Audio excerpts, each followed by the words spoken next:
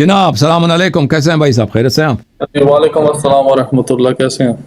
اللہ تعالیٰ کا بہت احسان ہے، تھینک یو سر. بات کریں. جناب میرے فرینڈ اور میرے بیچ نا ایک بات چل رہی تھی. وہ اس کے آئی تھنک ان کے مدر فادر ان کے وہ سنی ہے پر مدر شیعہ ہے نا جیسے ان کے. تو مرجیت پہ بات چل رہی تھی، میں نے آپ کا لیکچر بھی سنا ہے. آپ کے اکارڈنگ مرجیت غلط کیوں ہے؟ مطلب وہ نئے ایشوز جو ڈسکس کرتے ہیں، جیسے کووڈ کے دوران جو پینیڈمک وغیرہ آیا تھا، ان چیزوں کے لیے اگر کسی سے پوچھنا بھی پڑے اس میں غلط تو کچھ نہیں ہے نا.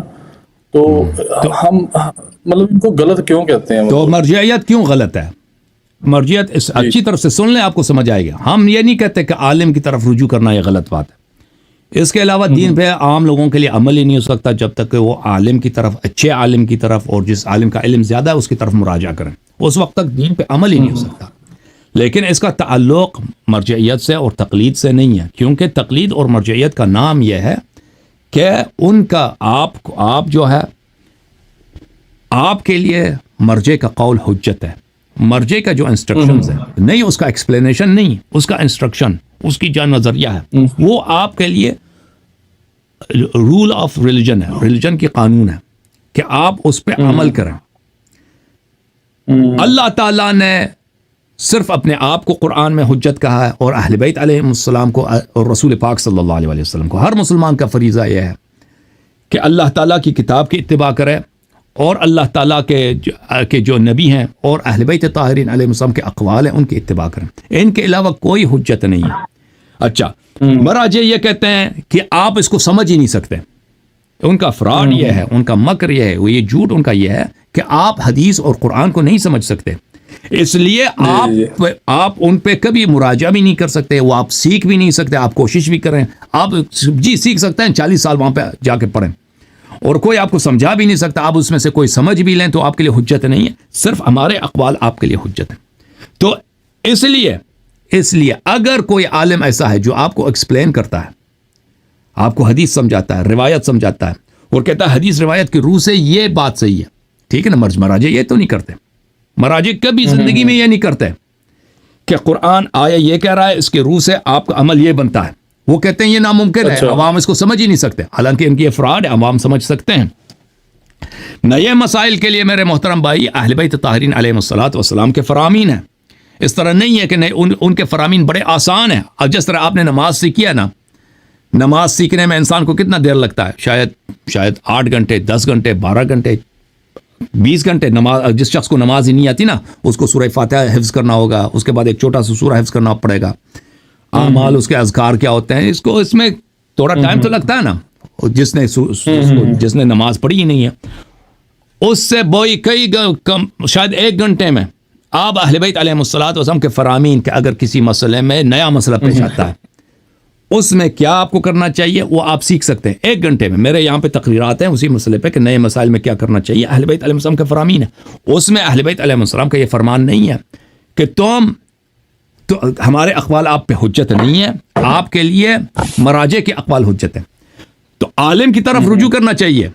دیکھیں مصیبت ہماری شیعہ مذہب میں یہ ہے کہ علماء کو اہل بیت علیہ السلام کے احادیث نہیں آتے، اور وہ ان کو جیسے علماء جاتے ہیں نا، آپ کے حوزے جاتے ہیں تو ان کو شروع سے یہ کہا جاتا ہے کہ احادیث بڑے سخت ہیں، بڑے مشکل ہیں، اس کو کوئی نہیں سمجھ سکتا. اسی لیے وہ کبھی نہیں پڑھتے احادیث کو. تو اگر آپ کسی عالم کے پاس جائیں تو وہ آپ کو حدیث میں سے آپ کو کچھ نہیں دکھا سکتے. وہ یہی کہیں گے کہ مراجع یہ فرماتے ہیں، مراجع یہ فرماتے ہیں. اور مراجع کی مشکل یہ ہے کہ اس طرح وہ یہ بھی فراڈ بڑا مشہور ہے کہ مراجع قرآن اور حدیث کی روح سے فتوے دیتے ہیں. ان کے اگر آپ کھول دیں نا ان کی بڑی کتابوں میں جائیں تو وہاں پہ آپ کو قرآن اور حدیث ملے گا. نہیں، اس طرح نہیں ہے. ان کے کچھ فتوے قرآن اور حدیث سے ہوتے ہیں، کچھ ان کی اپنی من گڑت ہوتی ہیں جن کو وہ کہتے ہیں عقل کی روح سے ہے. وہ کہتے ہیں ہم فتویٰ قرآن حدیث اور اپنی عقل سے دیتے ہیں. تو ان کے بہت سارے فتوے یہ ہیں کہ وہ اپنی مرضی سے بناتے ہیں، اپنی سوچ سے بناتے ہیں، اور اس کا انہوں نے نام عقل رکھا ہوا ہے. اور وہ بہت سارے احادیث کو وہ ٹھکرا دیتے ہیں مراجع، اور بہت سارے احادیث کو پڑھتے ہیں ان کو نظر ہی نہیں آتا حدیث کس مسئلے میں حدیث بھی ہے. ان کا فتویٰ حدیث کے خلاف ہے. اگر میں کسی وقت اگر مجھے ٹائم ہو کہ میں سیستانی صاحب کا کتاب ادھر کھول کے بیٹھ جاؤں تو اس میں اتنے نمونے میں آپ کو دکھا سکتا ہوں کہ یہاں پر اس نے نص کے خلاف فتوے دیے. نص کے خلاف، حدیث کے خلاف، اہل بیت علیہ السلام کے فرمان کے خلاف اس نے فتوی دیا.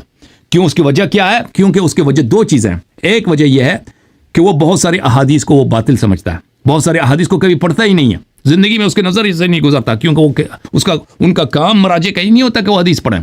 ان کا کام یہ ہوتا ہے کہ ایک دوسرے کے نظریات کو پڑھیں. اگر دوسرے عالم نے، خوئی صاحب نے یا مثلا صاحب جواہر نے کسی حدیث کو کوٹ کیا اس مسئلے میں، تو کوٹ کیا تو ان کو نظر آئے گا، اگر کوٹ نہیں کیا تو نظر نہیں آئے گا. تو پہلی بات یہ ہے. دوسری بات ہے کہ وہ صحیح حدیث کو، بہت ساری صحیح حدیث کو وہ باطل سمجھتا ہے اپنی رائے کے مقابلے میں. اور بہت دفعہ یہ ہے کہ وہ اپنی عقل سے حدیث کو دیکھے بغیر اپنی عقل سے اپنے فتوے لگا دیتے ہیں.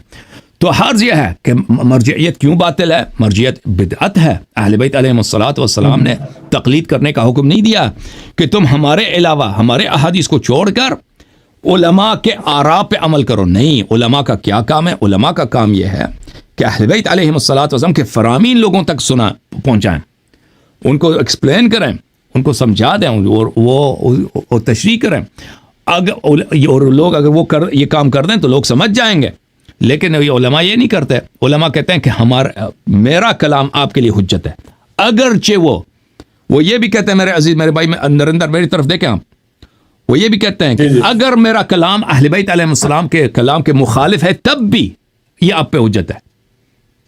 مزے کی بات تو یہ ہے کہ اگر میرا کلام اہل بیت علیہ السلام کے کلام کے خلاف، حقیقت میں قیامت کے دن آپ گئے کہ یہ فتویٰ سیستانی کا غلط نکل آیا حدیث کے خلاف، قرآن کے خلاف، کوئی کہتا کوئی بات نہیں، پھر بھی حجت ہے، پھر بھی آپ کا حساب کتاب نہیں ہوگا، پھر بھی آپ کے حق میں اللہ کا رول یہی ہے کہ اس کی اتباع کرو. تو وہ یہ کہتے ہیں آپ کی نا، سوری آپ کو انٹرپٹ کر رہا ہوں. میں نے آپ کو نا ایک بات بتانی تھی. میں نے نا تھوڑے دن پہلے کسی عالم کا لیکچر بھی سنا اسی بات پہ نا، تھوڑا میں اس کو کنیکٹ کر رہا ہوں. سنی حدیث ہے. جی اچھی بات ہے، بہت اچھی. تو اس حدیث میں کیا ہے کہ رسول اللہ صلی اللہ علیہ وسلم کے پاس ایک یہودی آیا ہے نا، وہ مسلمان ہوا تھا پتہ نہیں پر وہ اس نے شرک سے ریلیٹڈ ایک بات کری. شرک سے ریلیٹڈ کیا بات کری؟ اس نے رسول اللہ صلی اللہ علیہ وسلم کو کہا کہ آپ ہمیں ایسا کیوں کہتے ہو کہ ہم شرک کرتے تھے، ہے نا؟ کیسے ہم شرک کرتے تھے؟ ہم تو ایک بھگوان کو مانتے ہیں نا، ایک رب کو مانتے ہیں. تو رسول اللہ صلی اللہ علیہ وسلم نے جواب میں یہ کہا کہ جب تمہارے جو ربائے ہوتے تھے، ربائے جیسے وہ پریسٹ یا پھر ان کے جو عالم ہوتے تھے نا، وہ جو بات کہتے تھے تم اس کو حجت نہیں مان لیا کرتے تھے، سچ نہیں مان لیا کرتے تھے. تو انہوں نے رپلائی میں کہا کہ ہاں ایسا ہی ہے. تو رسول اللہ صلی اللہ علیہ وسلم نے کہا کہ اگر یہ شرک نہیں ہے تو پھر کیا شرک ہے؟ اگر آپ عالم کی بات کو ایسے ہی حجت مان لو گے بغیر تحقیق کرے تو وہ بھی ایک شرک کا حصہ ہوتا ہے. حالانکہ یہ سنی کتاب ہے، میرے کو پتا ہے آپ شاید ان میں زیادہ بلیو نہ کرتے ہوں، پر میں نے جب یہ سنا نا تو میں ابھی آپ کے ساتھ بات کرتے ہوئے چیز میری تھوڑی کنیکٹ ہوئی ہے، ڈوٹس نا آپ کے ساتھ. بالکل صحیح فرما رہے. بالکل بات یہی ہے، شیعہ کتب میں بھی یہی ہے. وہ قرآن کی آیت ہے، وَاتَّخَذُوا أَحْبَارَهُمْ وَرُهْبَانَهُمْ أَرْبَابًا مِّن دُونِ اللَّهِ وَالْمَسِيحَ ابْنَ مَرْيَمَ وَمَا أُمِرُوا إِلَّا لِيَعْبُدُوا اللَّهَ بلے کہ انہوں نے اپنے علماء کو، یہودیوں نے اپنے علماء کو، نصرانیوں نے اپنے علماء کو، انہوں نے اپنا رب بنایا ہے، اپنا الہ بنایا ہے، حالانکہ اللہ نے ان کو حکم دیا ہے کہ ایک اللہ کی عبادت کرو. تو اس کے بارے میں امام جعفر صادق علیہ السلام کے حدیث ہے کہ یہود اور نصارہ نے کبھی اپنے علماء کی عبادت نہیں کیا، کبھی بھی انہوں نے اللہ نہیں کہا ہے، کبھی ان کے لیے نماز نہیں پڑھی ہے، روزے نہیں رکھے. لیکن قرآن کہتا ہے کہ یہ انہوں نے ان کو رب بنایا، بھگوان بنایا، اس لیے کہ انہوں نے ان کے لیے حلال کو حرام کیا، حرام کو حلال کیا، اور انہوں نے کہا حجت ہے، ان کی تقلید کیا.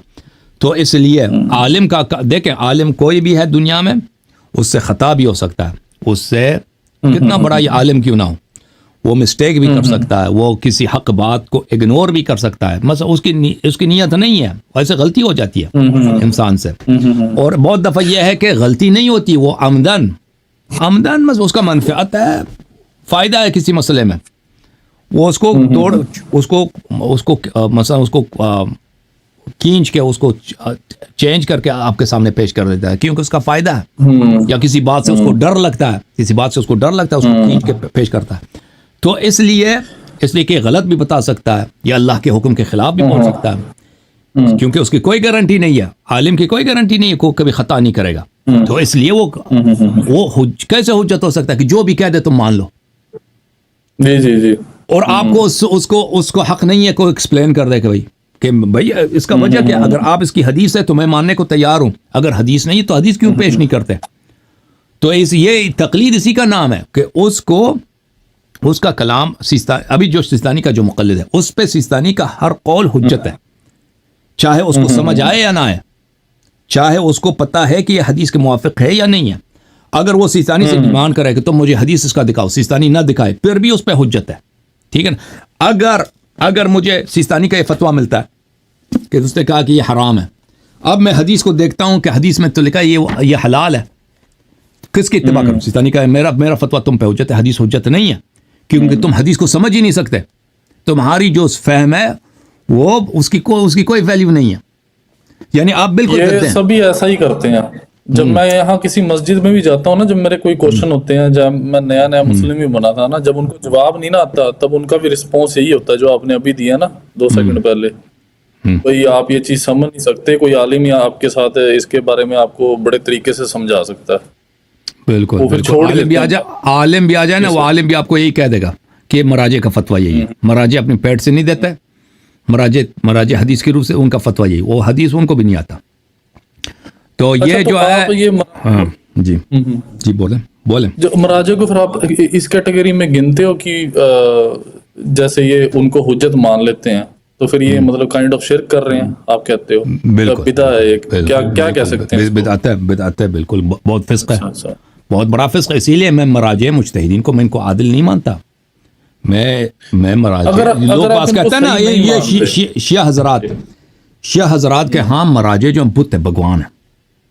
اگر آپ کہتے ہیں نا کہ مرجع کے خلاف بات کرو، ایسا کہ آپ قرآن کے خلاف بات کر رہے ہیں، وہ آپ نے مرجع کے خلاف بات کی ہے، اسی وقت گالی دینا شروع کر دیتے ہیں اسی وقت، حالان کہ مرجع کچھ بھی نہیں ہے، یہ بدعتی ہیں، یہ ملعون ہیں، یہ اللہ کے دین سے دور ہیں، یہ جو ہیں اہل بیت علیہم الصلوۃ والسلام کے مقامات کے یہ غاصب ہیں.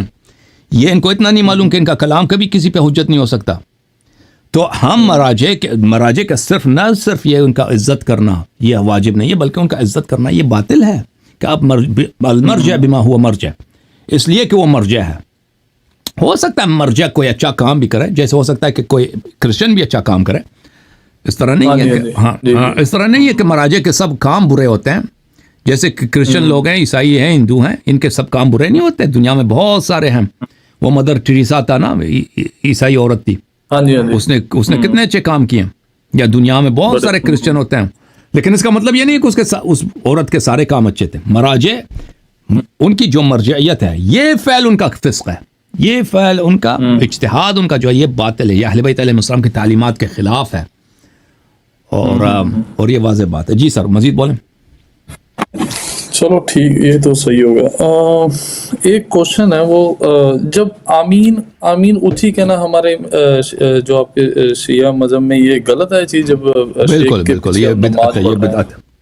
التامین حدیث میں ہے کہ خود بھی نہیں بولتا آمین، مطلب دل میں بھی نہیں بولنی، مطلب اندر بالکل ہی نہیں بولنی آمین آپ نے. نہیں نماز میں سورہ حمد کے بعد آمین سے منع ہے. سورہ حمد جب پڑھیں گے، سورہ والضالین جب کہیں گے تو اس کے بعد کہیں گے الحمدللہ رب العالمین. لیکن ویسے آمین کہنا، ویسے کوئی دعا کر رہا ہے تو آپ آمین کہہ دینا تو وہ تو اچھی بات ہے، وہ مستحب ہے. میں مثلا بھی دعا کرتا ہوں کہ اللہ تعالیٰ آپ کو عزت دے، تو وہ جائز ہے، بلکہ وہ اچھی بات ہے. آمین کا مطلب ہے اللہ قبول فرما. لیکن سورہ فاتحہ کے بعد یہ بدعت ہے، یہ خلفاء کی بدعت ہے. خلفاء کی بدعت ہے. اس پہ کوئی آپ پروف دے سکتے ہو کہ آمین ایسے کرنا بدعت ہے؟ جی بالکل دکھا دیتا ہوں ابھی آپ کو. ٹھیک ہے.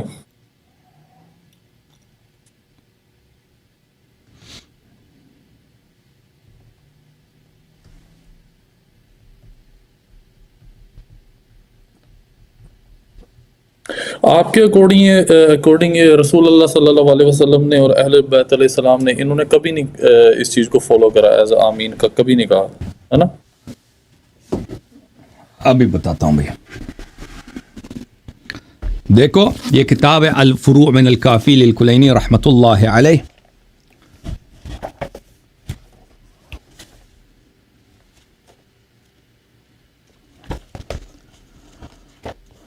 اب جو ہے نا وہ مجتہدین والے سے کہتے ہیں لوگوں کو سمجھ آتی نہیں آتی. میں آپ کو دکھاتا ہوں. اب اللہ آپ جو ہے نا اب ابھی آپ اتنے پرانے مسلمان بھی نہیں ہیں الحمدللہ. آپ ہمارے بھائی ہیں, آپ ہمارے عزیز نور چشم ہیں, ہمارے آنکھ کے تارے ہیں, لیکن آپ ابھی شیعہ بنے ہیں. لیکن آپ کو یہ سمجھ آئے گی تقلید کے بطلان کے لیے یہی کافی ہے کہ آپ دیکھیں میں آپ کو سناتا ہوں, آپ سنتے ہیں, آپ کو سمجھ آ جائے. وہ کہتے ہیں سمجھ نہیں آتی لوگوں کو. اتنا بڑا فراڈ کرتے ہیں وہ, دن داڑے لوگوں کو سمجھ نہیں آ سکتی. کتاب ہے الاصول من الکافی, جلد نمبر 3, چاپ دار کتب الاسلامیہ, صفحہ نمبر 312, قراءۃ القرآن کی باب ہے. یہاں پہ ملاحظہ فرمائیے, یہاں پہ آپ کو دکھا دیتے ہیں حدیث نمبر 5 اس باب میں. اذا كنت خلف الامام, امام علیہ, حدیث کیسے ہے؟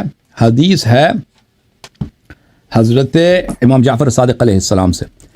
اذا كنت خلف امام فقرأ الحمد وفرغ من قراءتها, اگر کسی امام کی پیچھے نماز پڑھ رہے ہیں اور اس نے سورہ حمد پڑھی, سورہ حمد جب اس کا ختم ہو گیا, فقل انت, تم یہ کہہ دو الحمدللہ رب العالمین, تم الحمدللہ رب العالمین کہہ دو, ولا تقل آمین, اور آمین نہ کہو, ولا تقل آمین, اور آمین نہ کہو. اچھا لاؤڈلی کہنا ہے الحمدللہ رب العالمین, لاؤڈلی کہنا یا پھر دل میں ہی کہنا؟ وہ بھی اس سے منع نہیں ہے, اگر لاؤڈلی کہتے ہیں تو کوئی منع نہیں ہے, اور دل میں بھی کہتے ہیں مثلا چپ کہنا, جو ہوتا ہے نا وہ زبان میں اس سے کہنا ہوتا ہے, لاؤڈ کہنے سے منع نہیں ہے.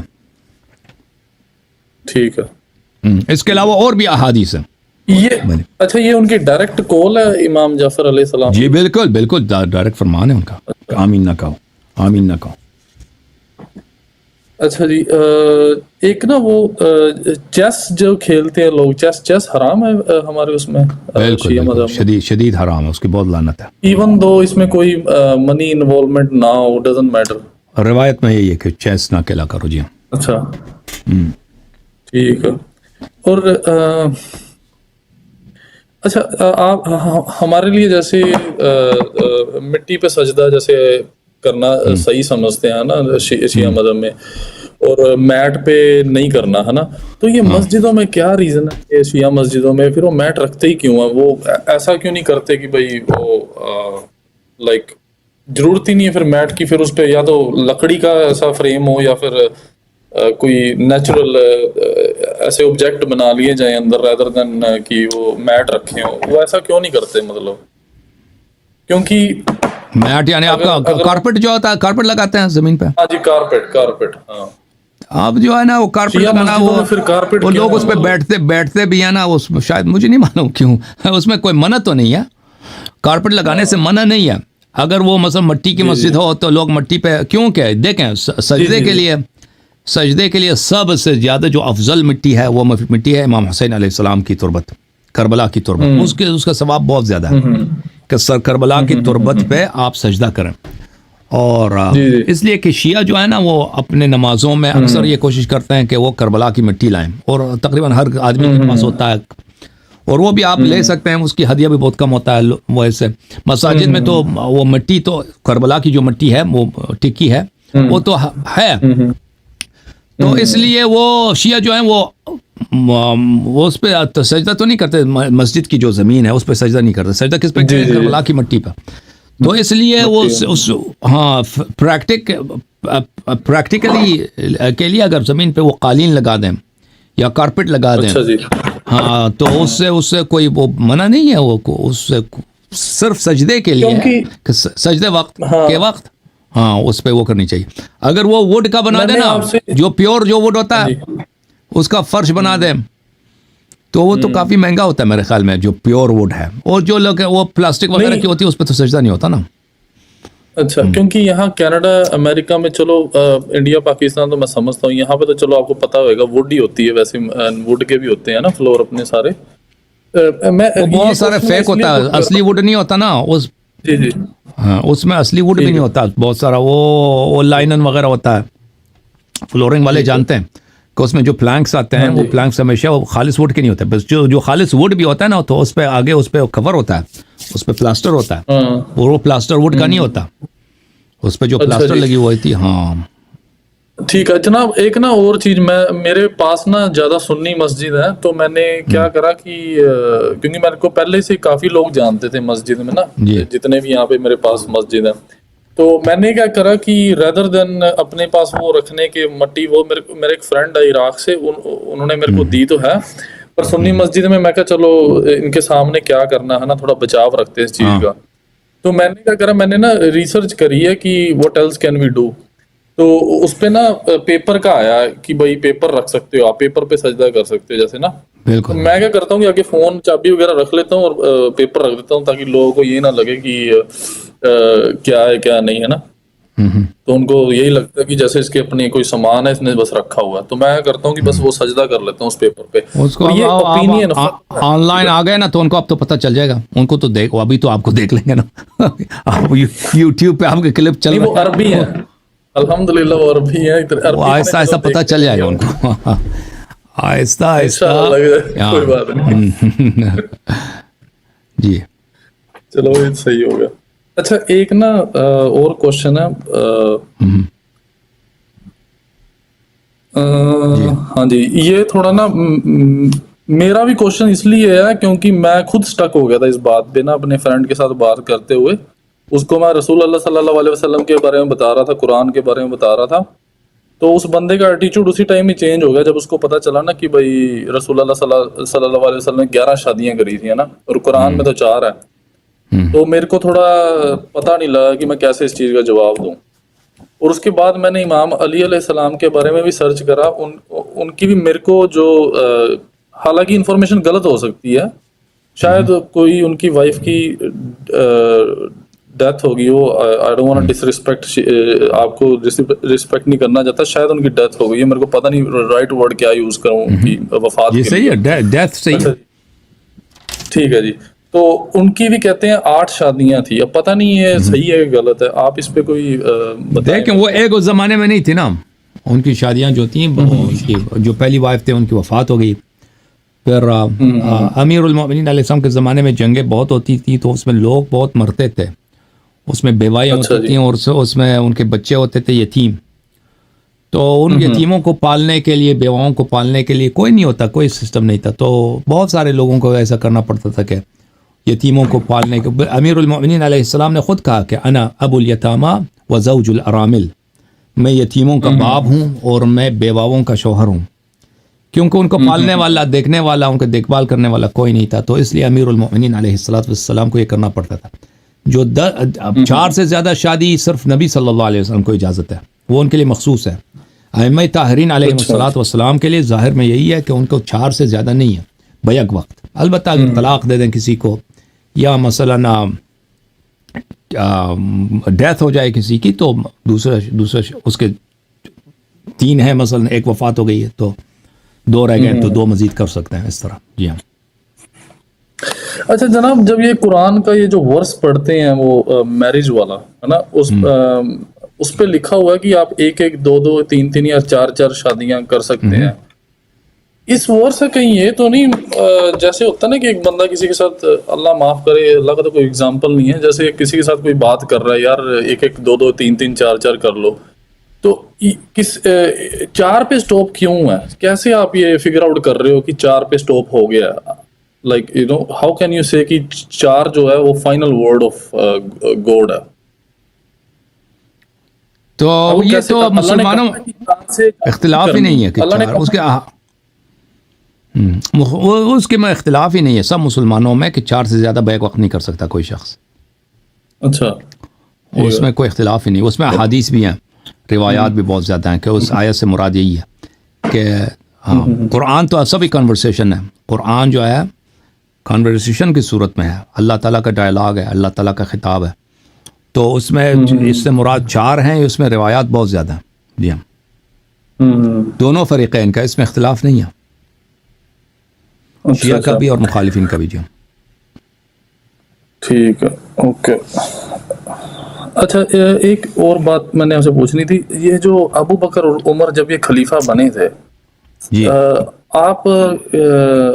آپ کس بنا پہ لائک آپ کو لگتا ہے کہ یہ کیسے خلیفہ بنے تھے؟ ان کے پاس مین پاور اور پیسہ اس ٹائم تھا اتنا کہ یہ کنوینس کر سکتے سب کو کہ بھائی بنیں گے پیسے اس طرح نہیں تھے، لیکن اس زمانے میں پیسوں کی لالچ بڑی تھی ان کو. یعنی اس زمانے میں یہ تھا کہ رسول پاک صلی اللہ علیہ وسلم نے ایک ایسا مشین کریٹ کیا ہے کہ مسلمان ایسے پاور بن گئے ہیں کہ اب ان کے فتوحات ہو جائیں گے. اور اب جو ہے اب جو ہے ہم شام بھی لیں گے اور مختلف علاقوں سے زکوٰۃ تو آتے تھے، ٹیکس آتے تھے. تو لازمی بات ہے جس کے پاس حکومت اگر آئے گا تو اس کے پاس پیسے بہت ہوں گے، اور اس کے بعد جو فتوحات ہوں گے، جو مزید علاقے ہم پکڑ لیں گے، کیونکہ ساتھ والے علاقے جتنے تھے وہ پیگن لوگ تھے، مشرک لوگ تھے، بت پرست تھے. ان کو پکڑ کے ان کو فتح کرنا ان کے لیے کوئی مشکل نہیں تھا. پھر پکڑتے ہیں ان کے مردوں کو قتل کریں گے، عورتوں کو اٹھا کے لے کے آئیں گے. پھر جو ہے روم والوں کے ساتھ، اور روم والے ایسے نہیں تھے کہ روم کے بارڈر میں بہت بڑا فوج ہے، وہاں کوئی کراس نہیں کر سکتا. تو یہ عرب جو تھے اسلام سے پہلے ریڈ کرنا، ریڈ انگلش میں لفظ ہے RAID، یعنی ایک دفعہ حملہ کرو کسی علاقے پر، وہاں سے مال اٹھا کے لے کے جاؤ، عورتیں اٹھا کے لے جاؤ. یہ ان کا کام یہی تھا اسلام سے پہلے. اور عربوں کا ایک دوسرے قبیلے پہ حملہ کرتے تھے. ہاں، مردوں کو قتل کرو، عورتیں ان کا اٹھاؤ، مال وغیرہ ان کا اٹھا لو. ان کا کام یہی تھا. بہت سارے صحابہ کا کام یہی تھا اسلام سے پہلے، یعنی چور تھے، ڈاکو تھے. تو یہ تو مثلا سعد بن وقاص جو تھا، سعد بن وقاص اسلام سے پہلے یہ ان کا کام یہی تھا. یہ لوگ ڈاکو تھے. تو ان لوگوں کو پتا تھا کہ یہ ابھی جو اسلام آیا ہے نا، ابھی پیغمبر صلی اللہ علیہ وسلم دنیا سے جائیں گے، سب ہمارے ہاتھ میں ہوگا. ہم کیپچر کریں گے ادھر ادھر، یہاں سے لونڈیاں اٹھا کے لائیں گے، یہاں سے پیسے لے کے آئیں گے. اور پھر یہ جو شام کا جو علاقہ ہے اتنا بڑا ہے، اتنے اس میں پیسے ہیں، اتنے اس کو پکڑ لیں گے. اور چھوٹے موٹے شہر ہیں یہاں پہ، اگر ہم 5000 2000 آدمی کا لشکر بھیج دیں گے، ان کو پکڑنا ہمارے لیے مشکل نہیں ہوگا. تو ان کو بخوبی پتہ تھا. ایک طرف سے یہ ہے، دوسری طرف سے یہ تھا کہ ان کے پاس مین پاور تھا. پیسے اتنے نہیں تھے ان کے پاس، لیکن مین پاور بہت تھا. مین پاور ان کے پاس بڑا تھا، کیونکہ جتنے قریش جو تھا، اصل عرب میں ایلیٹ جو طائفہ تھا قریش تھا. نبی کریم صلی اللہ علیہ وسلم سے پہلے بھی، اسلام سے پہلے جو سب سے اثر رسوخ والا، مثلا اب مثلا ہندوستان میں سب سے اثر رسوخ والا کون سا پارٹی تھا؟ کانگریس. کانگریس جو تھا نا، فرض کریں پاکستان ہندوستان بننے سے پہلے، آل انڈیا جو کانگریس ہے، آل انڈیا کانگریس، یہ تو ہندوستان پہ ان کی حکومت تھی. مختلف صوبوں میں ان کے چیف منسٹر سے، انگریزوں کے زمانے میں ان کے چیف منسٹر سے، پارلیمنٹ ان کے ہاتھ میں تھا مختلف، کیونکہ انگریزوں کے زمانے میں بھی انتخابات تھے. تو مثلا بنگال میں یا مثلا مہاراشٹرا میں، کہاں بہت سارے علاقوں میں ان کی حکومت، سندھ میں، وہ مختلف علاقوں میں ان کی حکومتیں بنتی تھیں. تو جب انگریز گئے ہیں تو بھی حکومت ان کے ہاتھ میں. اب انگریزوں کے جانے کے بعد کب کانگریس کمزور پڑی ہے؟ کانگریس سنہ 2000 کے بعد مجھے لگتا ہے کمزور ہو گئی ہے انڈیا میں. ہمیشہ حکومت کانگریس کی بنی ہے. جب مثلا اندرا گاندھی، راجیو گاندھی، اس کے بعد کتنے لوگ تھے، جی دیسائی، وہ اتنے پرائم منسٹر سب انڈیا کے کانگریس کے بنتے تھے. تو ابھی جو ہے وہ جو پاورفل پارٹی ہے ہندوستان میں کون سی ہے؟ وہ BJP ہے. BJP. ہاں، مجھے یہی لگتا ہے. لیکن اس زمانے میں عرب میں جو سب سے اس زمانے میں پولیٹیکل پارٹیز نہیں تھے. وہاں پہ نظام کس کا تھا؟ قبائل کا نظام تھا، ٹرائبس کا نظام تھا. اب جو ہے اب ماڈرن دور میں اس کا کس کا نظام ہے؟ پولیٹیکل پارٹیز کا نظام. اس زمانے میں ٹرائبس کا نظام تھا. تو ٹرائب میں سب سے پاورفل قریش تھا. وہ اسلام سے پہلے بھی، اسلام کے بعد بھی قریش. اور قریش اول سے آخر تک نبی صلی اللہ علیہ وسلم کے دشمن تھے، اور آخر میں یہ مسلمان ہوئے مجبوری کے تحت. نہ یہ کہ یہ لوگ انہوں نے واقعا دل سے ایمان لائے، کیونکہ فتح مکہ کے وقت ان کو قتل ہونا تھا. یہ قتل ہو جاتے، اپنی جان بچانے کے لیے مسلمان ہو گئے. اور پھر نبی صلی اللہ علیہ وسلم کے وفات کے بعد یہ پھر بھی طاقت ان کے ہاتھ میں آئی ہے. سب قبائل جو تھے دیکھتے تھے قریش کی طرف، اور قریش بنو ہاشم کے مخالف تھے، پیغمبر کے مخالف تھے، اور پھر امیر المومنین علی علیہ السلام کے مخالف تھے. تو لازمی بات ہے جو سب سے ایلیٹ طبقہ ہے، جب اب پہلے وہ حزب اختلاف تھا، اب اس نے اسلام کا لبادہ اوڑھ رکھا ہے. پیغمبر صلی اللہ علیہ وسلم ایک فرد ہے، ان کے وفات کے فوراً بعد وہ نہیں چاہتے کہ نبی صلی اللہ علیہ وسلم نے جو پروگرام بنایا ہے کہ میرے بعد امیر المومنین علی علیہ السلام کو حکومت ملے، وہ یہ نہیں چاہتے. وہ چاہتے ہیں ان کا اپنا آدمی. اور ان کا اپنا آدمی کون ہے؟ ابو بکر. ان کا اپنا آدمی کون ہے؟ عمر. تو ابو سفیان اور ان لوگوں نے ان کی تحالف ہو گئی ہے، انہوں نے حکومت ہاتھ میں لیا ہے. تو اور دوسرے قبائل میں ان کے ابو سفیان کے بڑے تعلقات تھے، تو ان لوگوں نے ان کو سب قبائل کو ساتھ ملایا ہے. مختلف قبائل سے لوگ فوج لے کے آئے تھے مدینے میں ہزاروں کی تعداد میں. نبی صلی اللہ علیہ وسلم کے وفات کے فوراً بعد صرف بنی اسلم قبیلے سے یہ لوگ 4000 سپاہی لے کے آئے تھے مدینے میں. خود ابو عمر کہتا ہے کہ مجھے ڈر تھا کہ نبی صلی اللہ علیہ وسلم کے بعد یہاں پہ لڑائی ہوگی، لیکن جب میں نے بنی اسلم کو دیکھا کہ صرف اس قبیلے سے 4000 لوگ آئے ہماری حمایت میں، تو مجھے یقین ہو گیا کہ اب جو ہے کچھ نہیں ہوگا یہاں پہ. اور اس کے بعد مختلف قبائل کو یہ لوگ یہی بات کہہ کہ یہ بہت ساری تواریخ میں، تاریخ تبری وغیرہ میں موجود ہے. ابو بکر اسی بات کو کہ بھئی دیکھو آ جاؤ، ہم ابھی جو ہے حملہ کریں گے شام پر، وہاں سے بہت ساری لڑکیاں لے کے آئیں گے، پیسے لے کے آئیں گے، آپ کو دیں گے، آ جاؤ. تو لوگ اسی لالچ میں اس کے ساتھ بیعت کرتے تھے. جی ہاں. اچھا ٹھیک. اچھا اگلا کوشچن ہے تھوڑا نا شاید مائٹ بی ڈیفیکلٹ ہو، maybe not for you. جو رسول اللہ صلی اللہ علیہ وسلم کو پوائزن دیا گیا تھا، میرا کوشچن یہ ہے کہ اس کے بعد وہ کتنا ٹائم زندہ رہے تھے آپ کے لائک شیعہ بکس میں؟ جیسے وہ ٹائم نہیں معلوم، یعنی ان کا آخری ایام میں مثلا شاید 1 ہفتہ 2 ہفتہ، دقیق ہمیں نہیں معلوم کہ وہ کب ان کو پوائزن دیا گیا تھا. یہ جو کہتا ہے نا ان کو وہ یہ کہ وہ شہید دنیا سے گئے، تو دونوں فرقے کہتے ہیں، شیعہ بھی کہتے ہیں، مخالفین بھی کہتے ہیں کہ ان کو زہر دیا گیا تھا. زہر کون سا دیا گیا تھا؟ وہ خیبر والا زہر پیغمبر صلی اللہ علیہ وسلم نے کھایا بھی نہیں تھا، یہ سب جانتے ہیں. اور اس کے ساتھ صحابی بیٹھا تھا، جس نے کھایا تھا وہ فوراً اسی وقت مر گیا تھا. وہ زہر جو تھا وہ پوائزن بڑا پاورفل تھا، اسی وقت جس آدمی نے کھایا تھا وہ مر گیا تھا. انسان کی فزیولوجی اس طرح ہوتی ہے کہ اگر ایک زہر مجھے مار دیتا ہے تو وہ اگر آپ کہتے ہیں تو وہ آپ کو بھی اسی وقت مار دے گا. اس طرح نہیں ہے کہ پھر آپ چل رہے ہیں 4-5 سال تک، سیدھے پھر آپ جا کے 4-5 سال کے بعد آپ بیمار ہو جائیں گے. اگر وہ اس طرح کا زہر ہے نا کہ 4-5 سال کے بعد مار دیتی ہے، تو وہ اس ساتھ والے آدمی کو بھی نہ مار دیتا اسی وقت. ٹھیک ہے نا. اور یہ کوئی حدیث روایت نہیں ہے کہ نبی صلی اللہ علیہ وسلم کس پوائزن سے مرے، خیبر والے پوائزن سے مرے. یہ صرف علماء کے اجتہادات ہیں، وہ صفائی پیش کرتے ہیں. تو اب ان کو جو زہر ملی ہے یہ کہ ان کے وفات سے کتنے دن پہلے ہو سکتا ہے، مثلا 2 ہفتے پہلے، 1 ہفتے پہلے، ہمیں یقین سے نہیں معلوم، الاقل اس حقیر کو نہیں معلوم کہ کتنے دن پہلے ان کو زہر دیا گیا. بہرحال ان کو زہر دیا گیا تھا. اور ان کو بہت دفعہ ہوتا ہے کہ انسان زہر دیتا ہے، 1 مہینے بیمار رہتا ہے، مر جاتا ہے نا، ہو سکتا ہے 1 مہینے پہلے دیا ہو، لیکن انہی ایام میں، آخری ایام میں ان کو دیا گیا. جی ہاں. یا 2 مہینے 3 مہینے اس طرح تو ہوتا ہے انسان بہت دفعہ زہر جو ہے، لیکن انہی آخری ایام میں ان کو زہر دیا گیا تھا. جی اچھا جی. میرے لیے نا ایک سب سے بڑی پریشان کر دینے والی بات جو میرے سامنے آئی ہے نا آپ کے لیکچر سن کے، پہلے مجھے نہیں تھا پتا، میں نے بڑے مطلب آپ دوسروں کو ٹائم دے دو نا بھائی. آخری سوال ہے آپ کا مہندر بھائی. ہاں جی لاسٹ سوال ہے. ہاں کوئی بات نہیں. جیسے قرآن کے جو ورسز ہیں وہ اوریجنل فارم میں، جیسے قرآن فل نہیں ہے، آپ شیعہ مذہب میں بھی ہے اور سنی میں بھی ہے نا، تو اگر آپ کہتے کیا مسنگ ہے قرآن میں ایکچولی ورس جو اللہ نے بولا ہے وہ تو ہے نا سارا کچھ، کہ اس میں سے بھی کچھ مسنگ تو یہ ہمیں نہیں معلوم.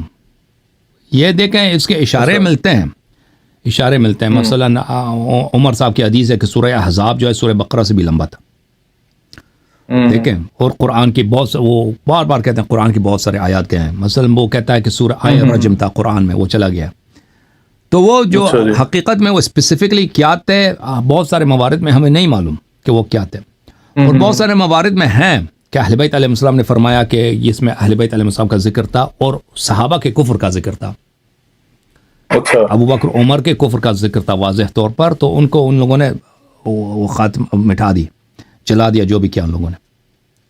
تو جہاں پہ اہل بیت علیہ السلام کا، امیر المؤمنین علیہ السلام کا ذکر تھا نام کے ساتھ، واضح صفات کے ساتھ، وہ حذف کر دی. اور جہاں پہ ان کی اپنی جو تھی نا برائی، ان کے آبا کی برائی یا ان کے قبیلے کی برائی، مذمت تھی اللہ کی جانب سے، تو جو سیاست ان کے سیاست سے نہیں لگتا ان سے ملا دیا. اس کے علاوہ بھی اگر بہت ساری باتیں کھو گئی ان سے کوئی بعید نہیں ہے، لیکن ہمیں 100% نہیں معلوم، 100% نہیں معلوم چیزیں.